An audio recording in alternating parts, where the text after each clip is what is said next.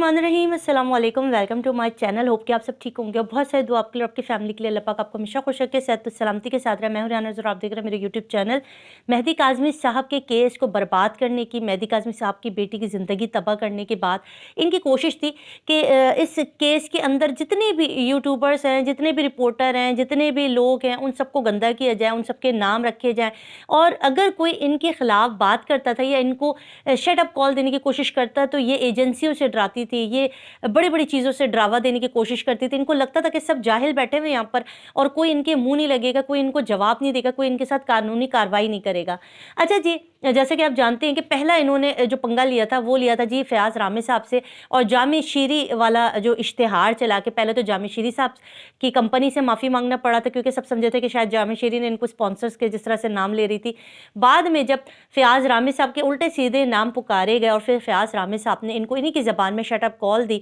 और इनके ख़िलाफ़ केस कर दिया, तो फिर पहले तो इन्होंने बड़े जो है वो उछल-उछल के ऊपर से नीचे तक कलाबाजियाँ खाती रहीं और कहा कि हम ये भी कर लेंगे, हम वो भी कर लेंगे, हम टाटा फ़िश करेंगे, फ़लाना करेंगे, ढिमकाना, और एक जबरी वकील और एक काला कौवा बिठाकर जो है वो अपने आप को कोई महान चीज़ समझ के जो है इन्होंने कोशिश की कि ये यहाँ पर पूरे यूट्यूब के ऊपर धमाल डाल देंगी।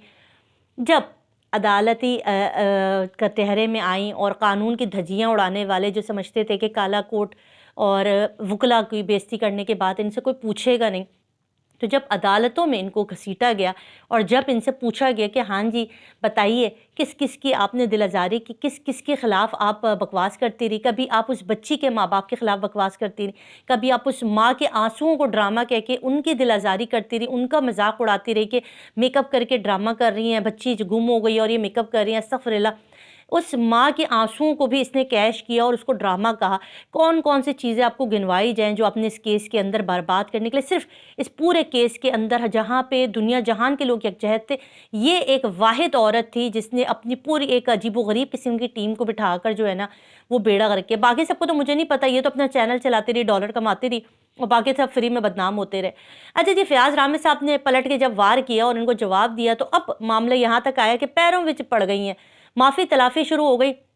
इधर माफ़ी तलाफ़ी चल रही है और उधर बाकी रिपोर्टर्स और बाकी यूट्यूबर्स के ख़िलाफ़ मुहिम चल रही है। अपने वो छोटे-मोटे जो इनके चीले थे उनको लगाया हुआ, कभी मेरे पीछे लगा देती हैं, मुझे आके ऊपर नीचे कमेंट्स में ऊट-पटांग चीज़ें कह रहे होते, कभी नजम ज़हरा के पास पहुँच जाते, कभी और किसी के पास पहुँच जाते। आजकल कुछ और लोगों को इन्होंने जमा किया हुआ है, कुछ नए चेहरे मुतारिफ़ कराए हुए हैं मार्केट में, जो कि अभी ये वाला काम कर रहे हैं। अभी उसको उसके ऊपर डिस्क्लोज़ नहीं करूँगी, मगर इंशाल्लाह आने वाले दिनों में आपको बताऊँगी कि कौन से 2-4 न्यू चेहरे हैं जो अपकमिंग हैं और वो नीचे पनप रहे हैं और अभी ऊपर आने को तैयार हैं, जो कि उनका काम ही यही है, उनका मिशन ये है कि जो भी मेहदी काज़मी साहब के हक़ में बात करता है, जो इस गैंग जो कज़्ज़ाबा गैंग है, उसके ख़िलाफ़ ज़बान खोलता है, तो उसके ख़िलाफ़ क्या कार्रवाई होती है। अच्छा जी, फ़याज़ रामे साहब वाला मामला आपको बताती चलूँ कि फ़याज़ रामे साहब ने जब इनको पलट के वार किया, इस वक्त फ़याज़ रामे साहब का केस जो है वो अहमद जट साहब लड़ेंगे। उन्होंने कहा है कि मैं आपकी वकालत के फ़राइज़ अंजाम दूँगा। वुकला बरादरी एक हो चुकी है। यहाँ पर वुकला बरादरी अपने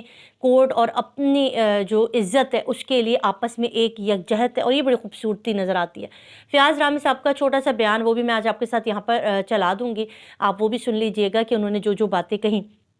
अब हो क्या रहा है, थरथरी ये है कि कोई इनका केस लड़ने को तैयार नहीं है। खुद इनका जबरी वकील हाथ खड़े कर चुका, क्योंकि वो खुद एक वकील है और वो अपने वकला बरादरी के ख़िलाफ़ इस कज़ाबा के लिए नहीं खड़ा हो सकता। उसने भी हाथ जोड़ लिया, मैनू माफ़ कर दो जी, मैं इंदा केस नहीं लै सकता और मैनू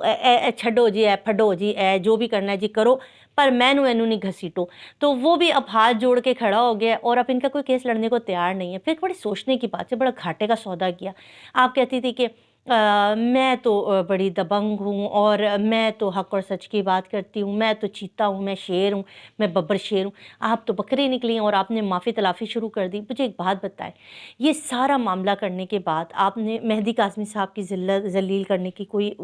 कसर नहीं छोड़ी, मगर अल्हम्दुलिल्लाह कहते हैं ना, वइज़्ज़ा मन तशा व ज़िल्ल मन तशा, जिसको अल्लाह की ज़ात इज़्ज़त दे उसे कौन ज़िल्लत दे सकता है, और जिसे अल्लाह की ज़ात ज़िल्लत दे दे उसे कौन इज़्ज़त दे सकता है। ये चीज़ बिल्कुल हमने होते हुए देखी। मेहदी साहब की फ़ैमिली को लेकर, उनकी बेटी की ज़िंदगी बर्बाद करने लगे कि इनको क्या मिला, इनको क्या मिला? इनको कुछ नहीं मिला, इनको सिवाय रसवाई, बेइज़्ज़ती और दुनिया की गालियों के अलावा इनको कुछ नहीं मिला। देखें, ज़िंदगी में ना हक़ और सच की बात करने वाले अगर ये सोचें ना, हमारा फ़ायदा कहाँ है आख़िरत के लिए, دنیا جہان کی اللہ تعالیٰ آپ کو نعمت دیتے اگر آپ کی نیت صاف ہو۔ ہم نے جب مہدی صاحب کا ساتھ دیا تھا تو ہماری نیت ایسی تھی کہ پروردگار،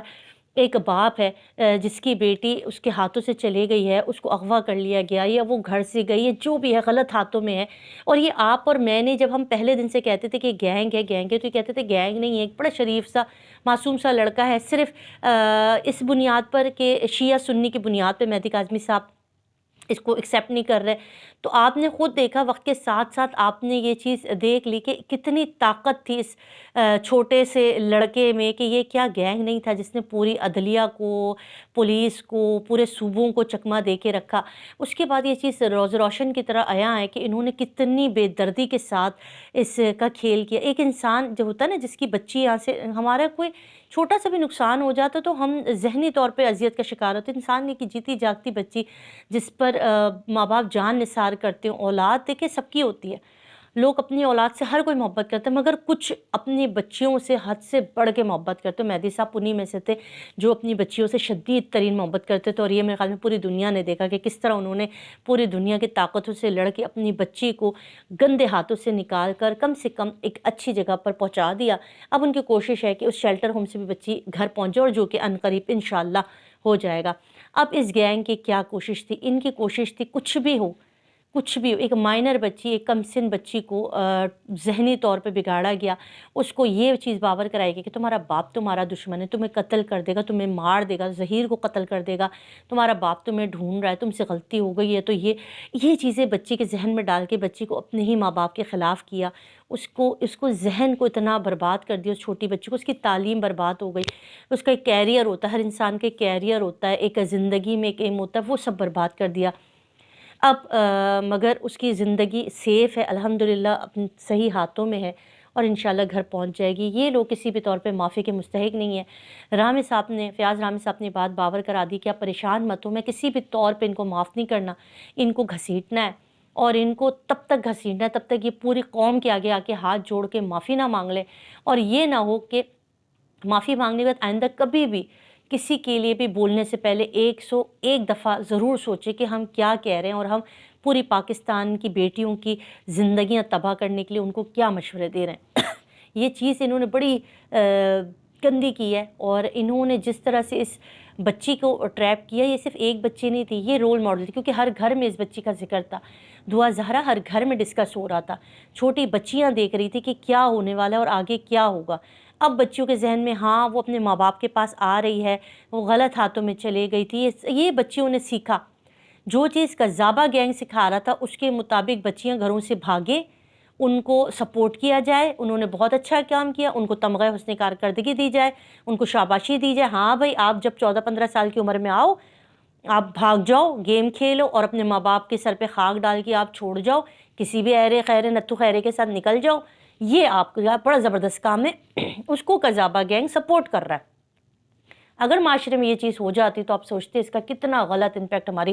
بچیوں پر اور بچوں پہ پڑنے والا تھا، مگر الحمدللہ اللہ کی ذات نے ہمیں اس بہت بڑی چیز سے نکالا۔ یہ ایک سمپل مہدی کاظمی صاحب اس کی بیٹی کا کیس نہیں تھا، یہ پاکستان میں موجود بہت ساری بچیوں کا کیس تھا، جس کو الحمدللہ ٹھیک طریقے سے اپنی جگہ پر یہ کیس اب پہنچ چکا ہے۔ الحمدللہ انشاءاللہ کچھ دنوں میں آپ دیکھیں گے کہ قذابہ گینگ جو ہے وہ بالکل ٹوٹ چکا ہے، ظہیر گینگ اب بالکل ٹوٹ چکا ہے، گھٹنوں بیٹھ چکا ہے۔ انشاءاللہ اللہ تعالیٰ کی ذات نے چاہا تو مہدی صاحب کی بچی خیر و عافیت کے ساتھ گھر آ جائے گی، اور یہ دنیا جہان کی رسوائی سمیٹ کے اپنے گھروں میں جائیں گے۔ اپنا خیال رکھیے گا، دعا میں یاد رکھیے گا۔ اللہ حافظ۔